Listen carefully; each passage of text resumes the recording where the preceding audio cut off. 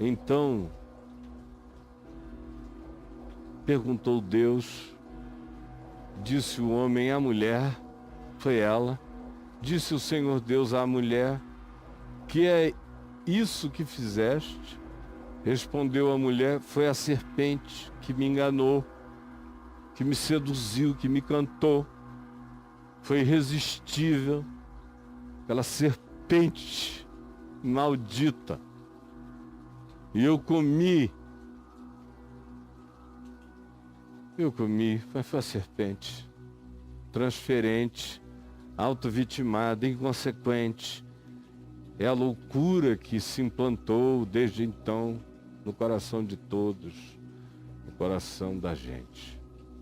Então o Senhor Deus disse à serpente, visto que isto fizeste, maldita és entre todos os animais selváticos e é entre todos os animais domésticos, e tu rastejarás sobre o teu ventre, comerás pó todos os dias da tua vida, porém inimizade entre ti e a mulher, entre a tua descendência e o seu descendente.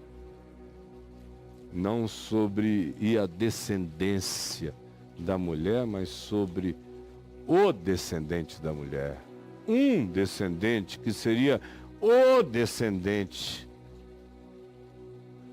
a quem Paulo, em Romanos, no capítulo 6, chama de o segundo Adão.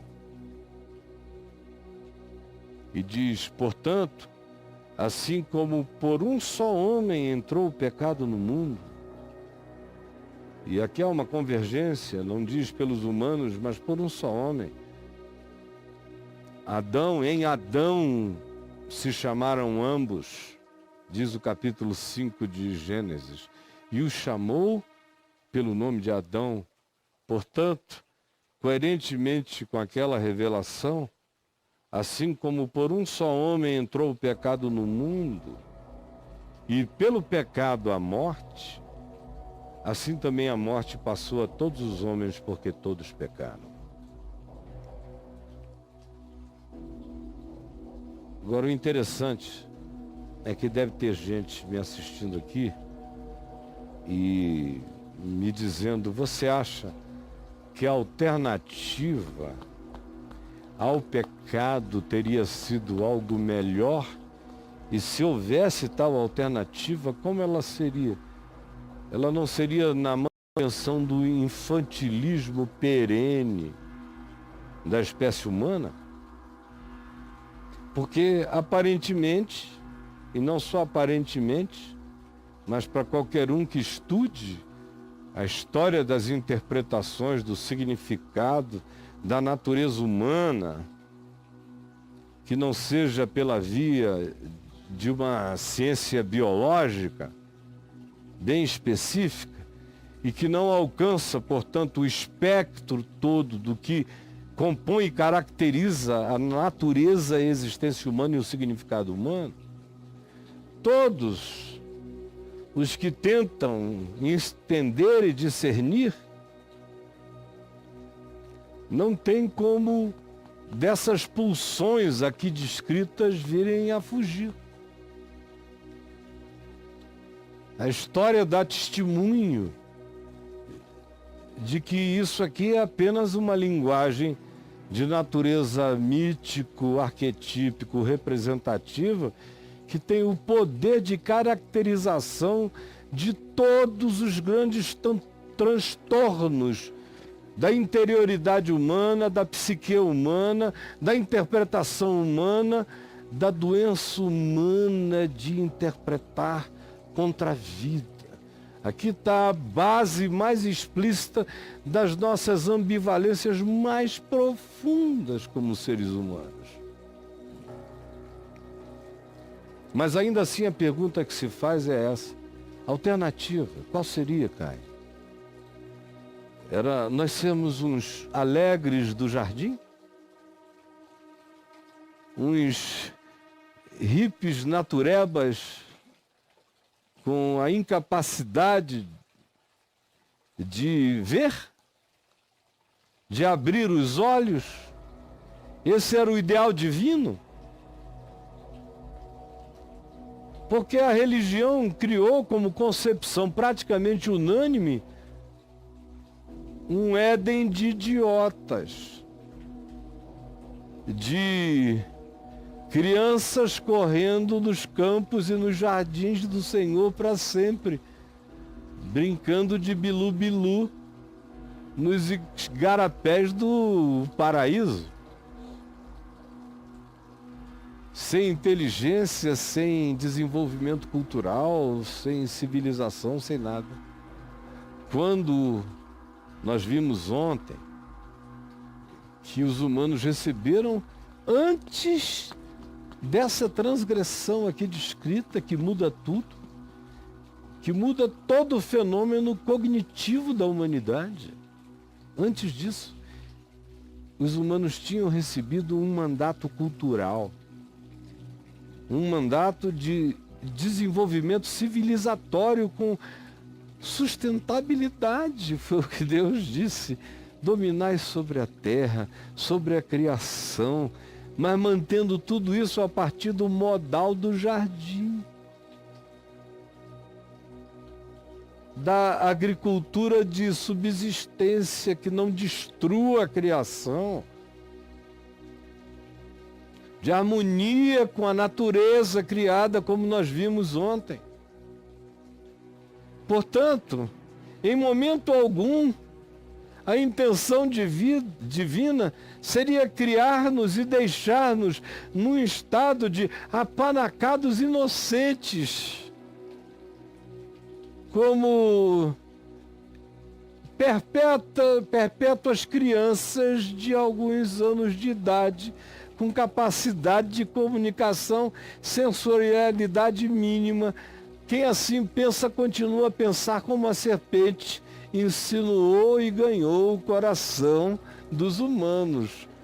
Tipo, Deus sabe coisas que vocês não querem saber. É por isso que Ele criou vocês apanacados e proibiu vocês de comerem da árvore do jardim.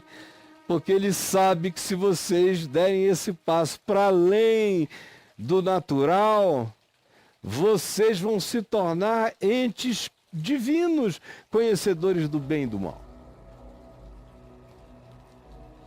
Aí o filósofo contemporâneo lê esse texto de Gênesis 3 e diz: então, comer do fruto foi um mal necessário, imaginando que a alternativa fosse um idiotamento perpétuo. Mas sabe qual é o problema? Quando em algum lugar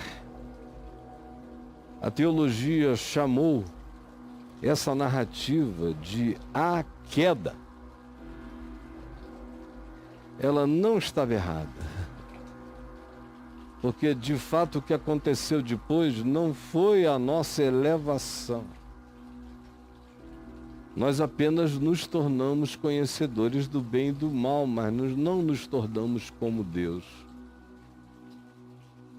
Porque Deus conhece o mal e o aborrece, conhece o bem e cria e diz que tudo era muito bom.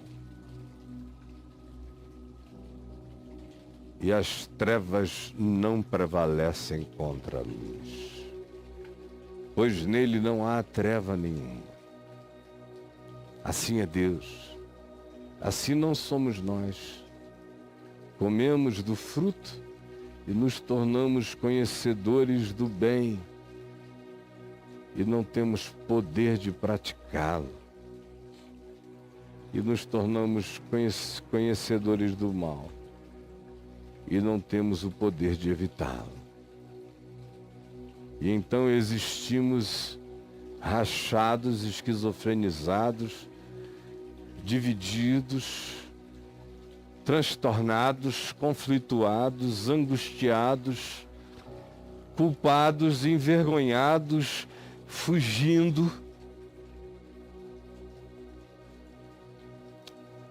E eu conheço bem o pratico em boa medida, ou razoável medida, ou em alguma medida, depende. Mas não consigo praticá-lo na sua inteireza total.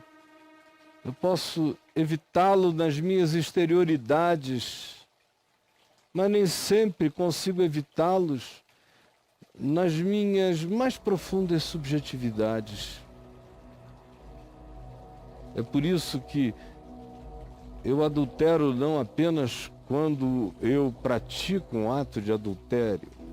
Eu adultero quando eu cobiço assim fazer e assim desejo. Eu instalo, mesmo que eu não pratique, eu instalo esse desejo como fato consumado no altar da minha vontade. Ainda que eu fuja disso, cumprindo a minha ambivalência de conhecer o mal e não conseguir evitá-lo sempre em toda a extensão do seu significado, e conhecer o bem e também não conseguir praticá-lo em toda a extensão da sua manifestação de amor. E não sou como Deus, caí. E é isso que se chama queda. Caí. Caí na vergonha, caí na fobia, caí no medo, caí no pânico, caí. Mas a pergunta é, qual seria a alternativa? A gente teria chegado a algum lugar de lucidez se não fosse a maldição antitética dessa queda como dialética que faz sua síntese no nosso conhecimento, que por mais relativo que seja, é o único modo de saber conhecer? E eu te digo que é claro que sim, existe outra alternativa, não existe mais para nós, mas existe. E a gente não quer admitir a comprovação. Porque Cristo Jesus veio ao mundo, nascido de mulher, nascido sob a lei de Moisés, a pior de todas as legislações, nascido na plenitude dos tempos, no meio de toda a evolução do pensamento humano que concebeu em Mileto a ideia do verbo, diz, nascido de mulher, nascido sob a lei, nascido sem pecado. O segundo Adão, Jesus. Esse era o nosso destino. Para quem quer saber como Adão seria quando Adão crescesse, Adão seria Jesus. Porque Jesus vem e diz, eu sou o Adão, eu sou o filho do homem. Vocês entenderam? Vocês têm que ler a história agora de mim para trás. E tem que ler agora o futuro a partir dessa plenitude dos tempos.